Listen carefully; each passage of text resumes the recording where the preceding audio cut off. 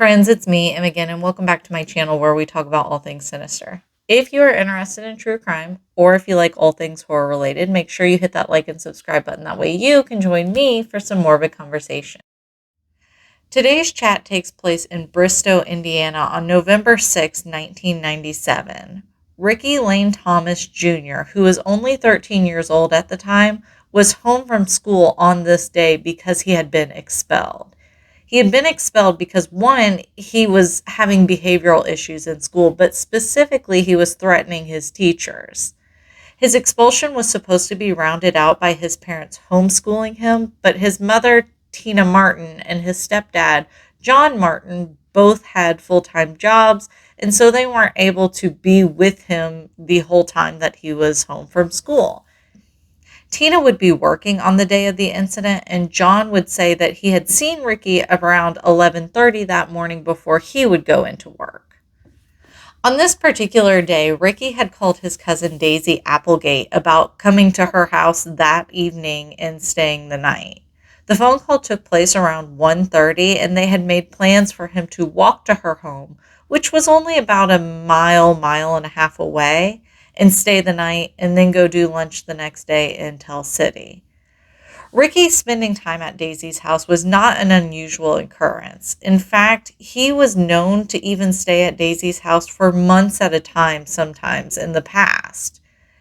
He had verified on the phone with Daisy that he was coming to her house that day, and he was even bringing $20 with him so that way he could buy them McDonald's for lunch the following day in Tell City. Ricky would take their two brand new puppies with him and start walking to Daisy's house.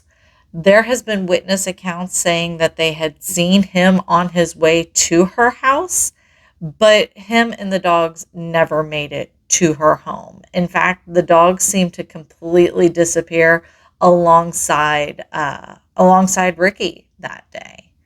Later on that night, when Daisy still had not seen or heard from Ricky, she called his home number and talked to his mom, Tina. She explained to Tina that Ricky had called her earlier that day, had mentioned coming to her house to stay the night, and had mentioned going to lunch in Tell City the next day, and she still hadn't seen or heard from him, and she was wondering if Ricky was at their house, if he had left yet. Tina said that he wasn't home, but that he probably got caught up in something and that he'd probably come back later on with some sort of excuse as to why he never made it to Daisy's house.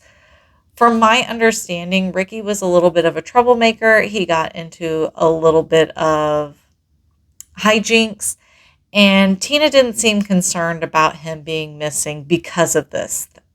She thought that he might just be out with friends and that he would turn up. However, Ricky didn't turn up that night, and by the next morning, Tina did contact the police and file a missing persons report on Ricky. So when Ricky went missing, it was confirmed that he had packed two backpacks to take with him, and those backpacks were gone. They were packed. His wallet, however, was left at home, including the $20 that he had specifically told Daisy that he had for lunch for the next day to take to McDonald's. Most of his other stuff was there. It looked like he basically just packed an overnight bag. It didn't look like he had planned to be gone for any extended amount of time. It looked like he had packed to be away for one night and just happened to forget his wallet. Now, we've seen on this channel before what seems to be a common occurrence when you report a young adult or a young teenager missing to the police. It seems like all the police want to just label it as a runaway, and that's pretty much what the police did in this particular situation. They thought Ricky had run away on his own, and because of that, they didn't search his house, they didn't look for evidence, they pretty much just chalked it up to a runaway case. The first suspicious thing that happens after this is Tina's husband, John Martin, who was Ricky's stepfather, would call into work that next day. And he would call into work and say that he was going to go spend the day with his sister. Now, allegedly, he never went to his sister's house that next day. In fact, we have no idea where John went that day, but from my understanding, he did not go to his sister's house.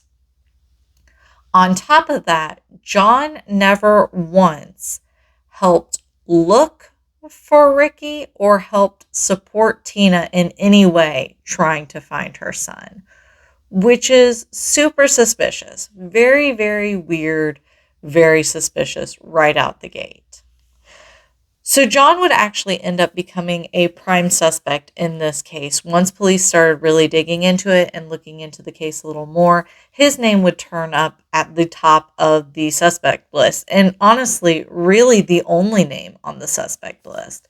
And it would be on the list because, well, like I said, he wasn't helping Tina look for him.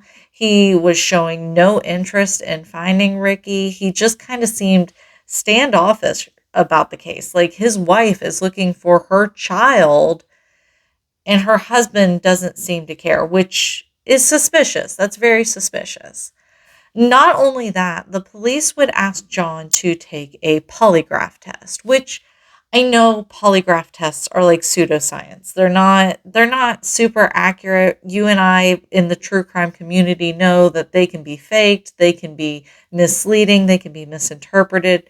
But John would either flat out refuse a polygraph test, which he had done more than once, or when he would agree to a polygraph test, he would agree to a polygraph test, but would end up walking out before the polygraph test would be completed.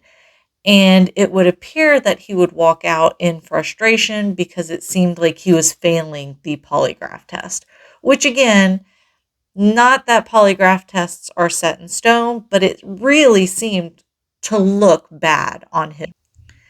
It's also worth noting that it was said that regarding Ricky's behavioral problems that he had, John had a very short temper with him and would often have very intense and sometimes violent reactions to Ricky's behavioral issues. So that's just kind of like the icing on the cake thus far, with John being our number one suspect. Now, sometime after Ricky's disappearance, Tina would end up getting a phone call from an unknown number and an unknown person. And this person, this stranger on the phone, would tell her that one, he knew that Ricky was alive and he could verify that Ricky was alive. And the way that he would verify that Ricky was alive was if Tina were to go to this particular location, he would leave proof there that Ricky was alive. And so that's what Tina did. She went to the location that the caller had described to her on the phone. And at that location was a snow globe that had been in Ricky's room. It was one of Ricky's snow globes. So she took that as like proof that this person on the phone knew what they were talking about. So she got a little bit of a glimmer of hope from this caller, thinking that they were going to have progress made on Ricky. However, it would end up coming out that the caller on the phone was none other than John, calling and disguising his voice and submitting a tip to Tina to give her false hope, to give her an illusion of Ricky being okay when he supposedly, allegedly, does not know if Ricky is okay or not. So, because of John's behavior during this whole ordeal, the snow globe at the undisclosed location was basically the straw that broke the camel's back. Tina would end up getting a divorce from John and never speaking to him again because honestly, that's really shitty to do. Whether John is guilty or not, calling up and giving a tip to a grieving mother who's looking for her child and planting evidence as proof that the child is okay is a really shitty thing to do. I've heard multiple different reasons why he did it. One of the reasons was to make her move on, like he's okay, but he's just run away or something. It doesn't matter what his reason was because they're all really shitty. Like, What a rude thing to do. But apparently, despite him being such a huge suspicious person in this whole case, despite the fact that you and I can both look at him and look at his behaviors, there was nothing really that the police could tangibly hold him on. So, despite the fact that he seemed very suspicious, obviously they don't have a body, they don't have any kind of evidence, any hard evidence. He was never arrested, he was just a person of interest the whole time. Ricky's biological father, Ricky Sr., was never a suspect in the case. He lived over an hour away in Evansville, Indiana, and from my research on the topic, it didn't seem like he was actually involved in Ricky's life all that much. He was never on the police's radar as far as a suspect, and there was no connection there linking him whatsoever. Ricky Sr. would end up passing away in 2000, and it was from a drug overdose. And still, when he passed, they still found no connection between him and the disappearance of his son. John Martin, however, would remain a suspect the entire time, and he would maintain his innocence the entire time until he passed away in 2005. And when he passed away in 2005, there was still no definitive connection linking him to the disappearance of Ricky.